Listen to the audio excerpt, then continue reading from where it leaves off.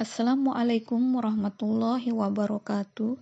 Perkenalkan, saya Febri Dewi, guru di salah satu madrasah sanawiyah di Kabupaten Tebo.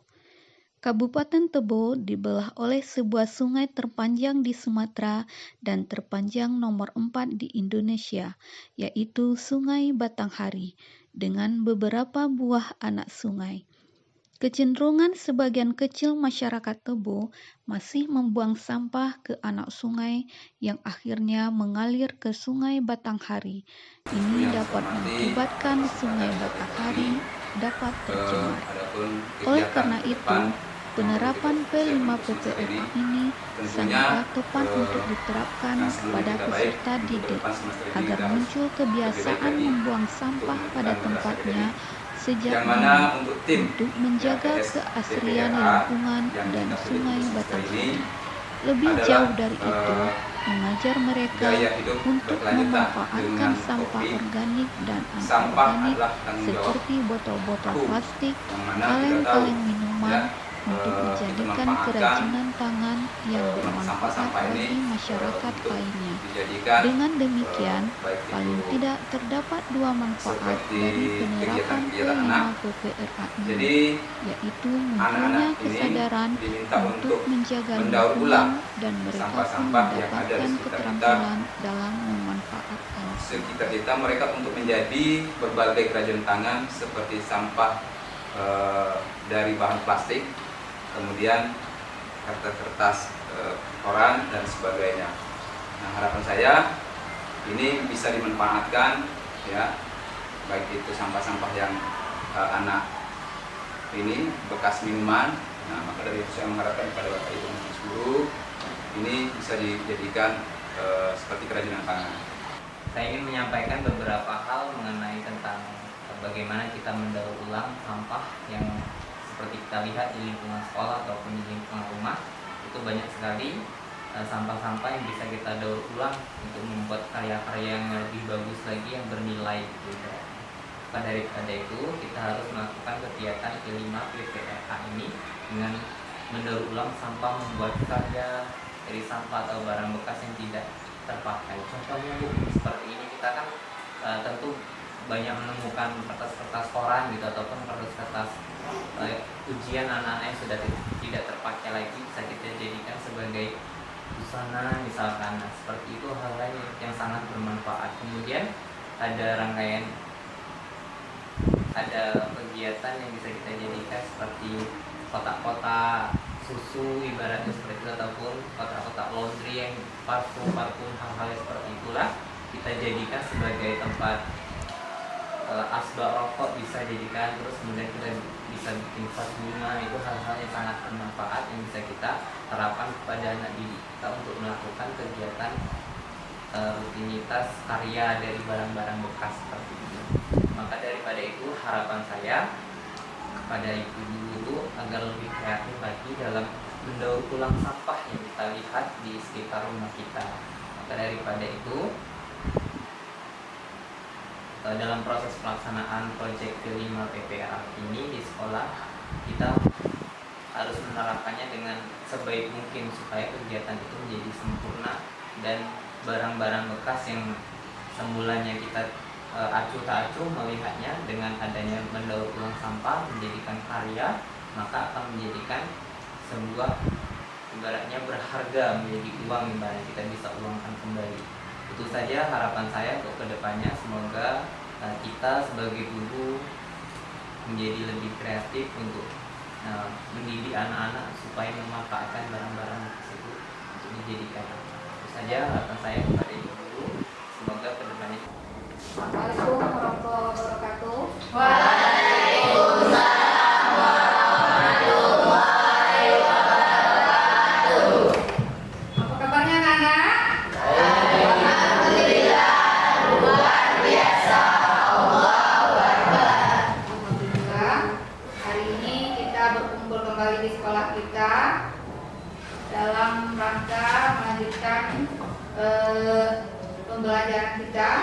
Siapa yang tidak hadir hari ini? Diana apa? Diana sakit. Ya, semoga kawan-kawannya kita doakan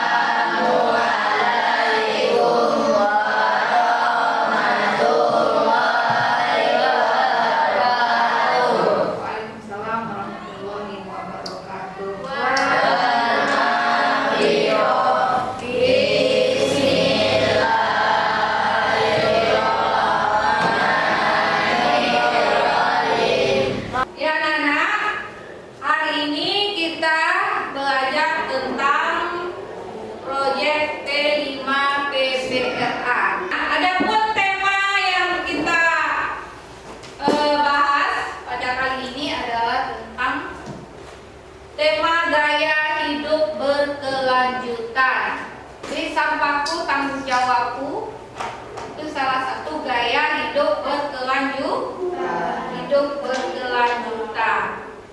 Untuk apa kita belajar tentang gaya hidup berkelanjutan ini? Agar ya setiap kamu memahami bahwa setiap aktivitas manusia itu mempunyai dampak, mempunyai akibat. Kalau hal buruk yang kamu lakukan, maka dampaknya akan buruk pula. Bisa bagi kita sendiri, bagi tumbuh-tumbuhan, bagi hewan atau alam di sekitar kita. Maka sebagai orang yang terpelajar, bagaimana kita bisa bertanggung jawab dengan sampah yang kita hasilkan setiap hari. Tidak hanya kamu membuang sampah pada tempatnya dan mengolah sampah agar jangan menyebabkan kerusakan lingkungan. Jadi sekarang digalakkan bagaimana setiap manusia itu bisa mempunyai gaya hidup yang ramah dengan lingkungan. Nah, anak-anak, siapa yang tahu apa itu sampah?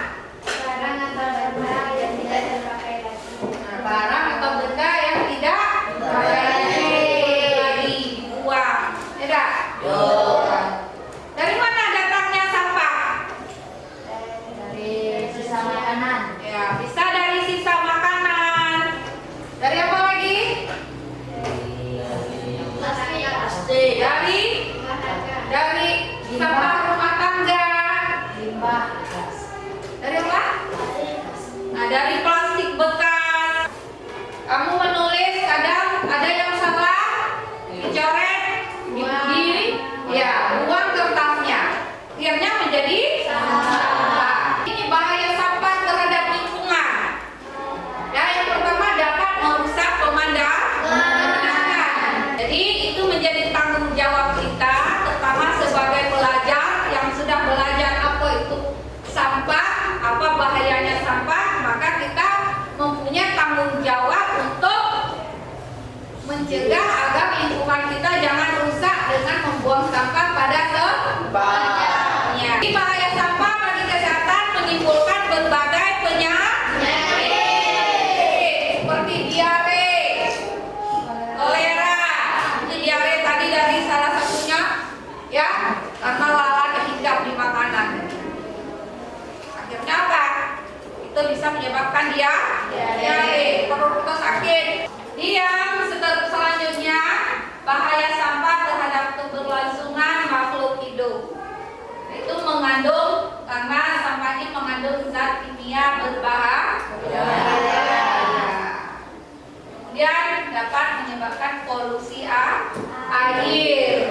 Ya, polusi air itu artinya pencemaran air.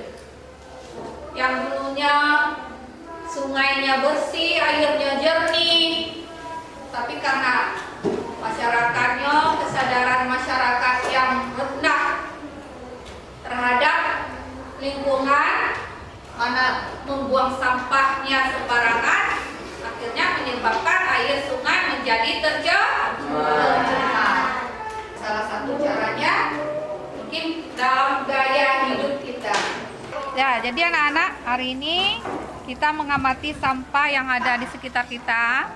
Ya, di dalam bak sampah ini kamu sudah melihat berbagai macam bentuk sampah. Ini dari hasil sampah yang kamu hasilkan sehari-hari, dari belanja jajan-jajan kamu yang dibuang di bak sampah.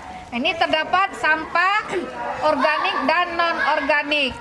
Ya, yang organik artinya sampah yang mudah, yang berupa makanan yang mudah terurai. Ini contohnya ada pada mie. Kemudian yang non organik seperti dari plastik ini, tempat-tempat minum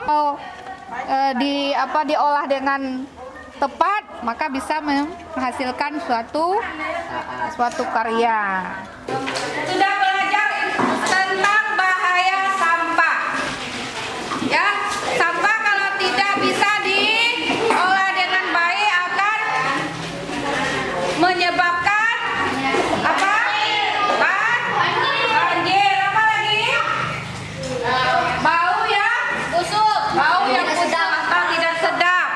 Kemudian apa lagi? Bahaya sampah. Bisa merusak pemandangan.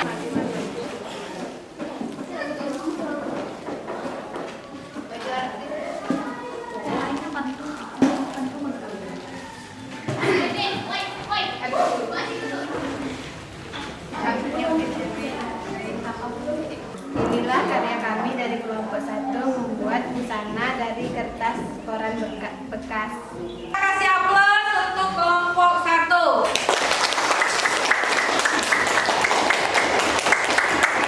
Ya, tempat minum Fanta misalnya bisa didaur ulang menjadi kerajinan tangan yang bisa berbentuk asbak atau teko.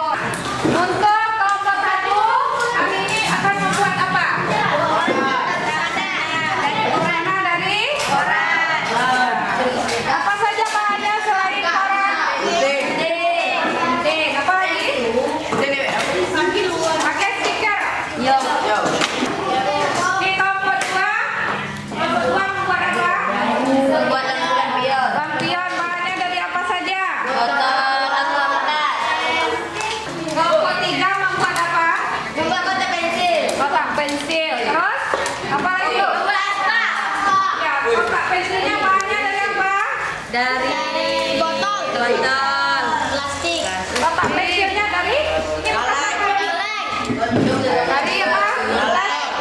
Bahan laundry. Kas laundry.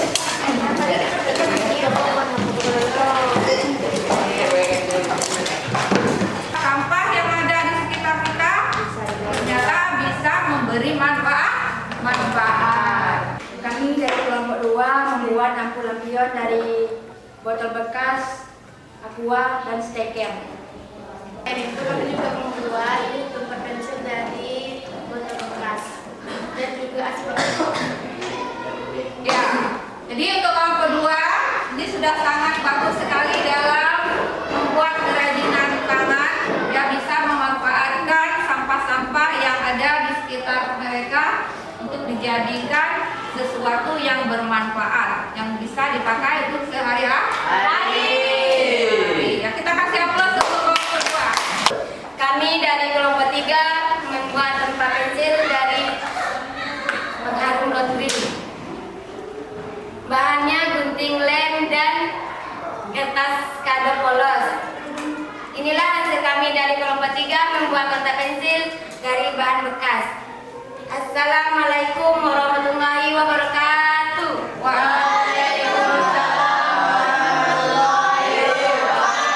Ya, kita kasih aplaus. Sekarang kita ada asesmen. Ya, silakan kamu isi pertanyaan yang akan Ibu bagi.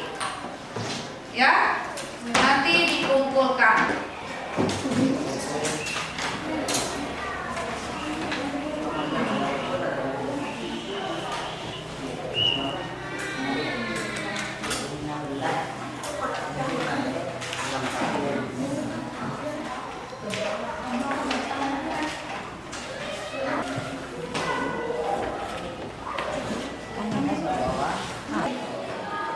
Ya, waktu selesai silakan dikumpulkan ke depan hasil dari asesmen kita.